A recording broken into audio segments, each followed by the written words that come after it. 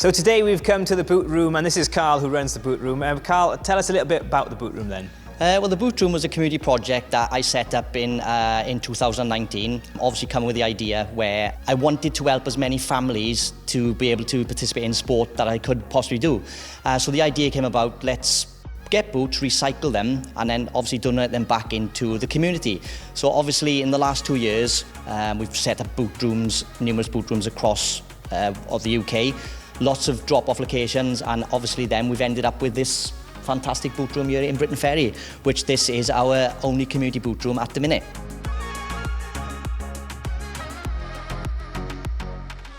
And how busy is it? And obviously there's people here today who are going to be taking part, and some of your staff are here as well. Tell us about them.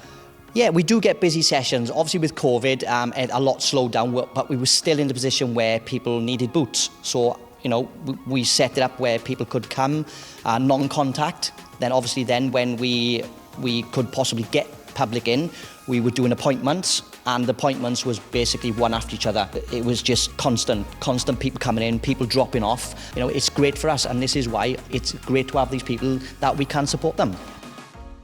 And you've won an award as well. Tell us about the award that you won. Well, you won many awards, to be honest. Yes, we have won a few.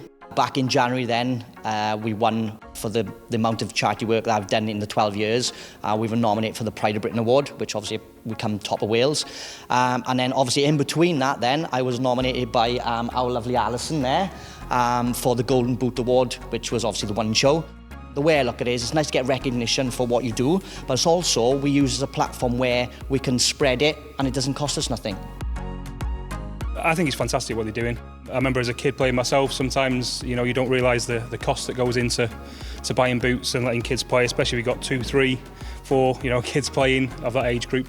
So it's really good. So, you know, as a charity of the year, is my charity of the year that I want to support and continue supporting for years to come. But yeah, we sort of did a one-off drop-off. We've collected some ourselves for my players, which is a great initiative. But then I really wanted to get behind it. So yeah, just as regular as we can, we bring a bucket of boots down, take the bucket back, fill it back up and back down here. What's the children's reaction and the adults' reaction when they come in and get a new pair of boots? They just can't believe it. They always say, do we have to pay for them? What do we have to give for them? So when we say they're yours, you can take them home, you can keep them. The faces are priceless. And also, you can swap boots, right? Yes, it's a big thing that we want to encourage is when children grow out of their boots, whether it be 2 weeks, 2 months, bring them back, say you were size 2, bring them in, take a size 3 home, and the cycle keeps on going round and round. And for you, yourself, do you enjoy working with Carl? Yes, he's 100 miles an hour, but that's how we got where we are now, because if he didn't push, we wouldn't be here today.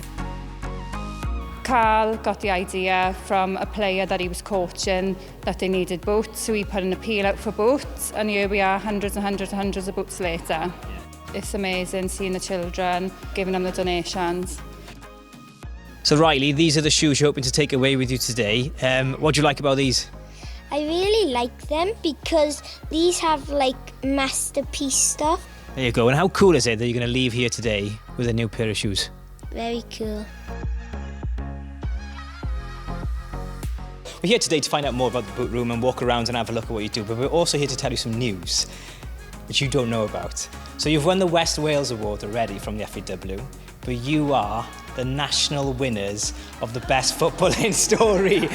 Carl, congratulations, mate. Give some noise for Carl and the team.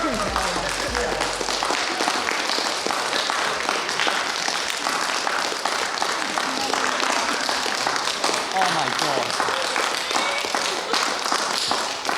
This is like going back in time, I don't know what to say. How do you feel right now? You look emotional straight away.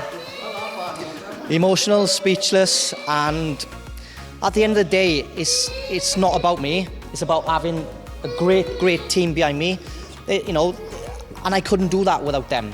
And it's also really important to get these families that, you know, continuously come and we support them. And this is what it's about. It's not about me. It's not about, you know, awards. It's about families and coming together. And this is why, I don't know. It's just... Congratulations. Make some noise for Carl, everyone. Amazing. And the boot room, our national winners. Well done, mate. Well done. Thank you very much. I'm gobsmacked. Literally gobsmacked. Lost for words.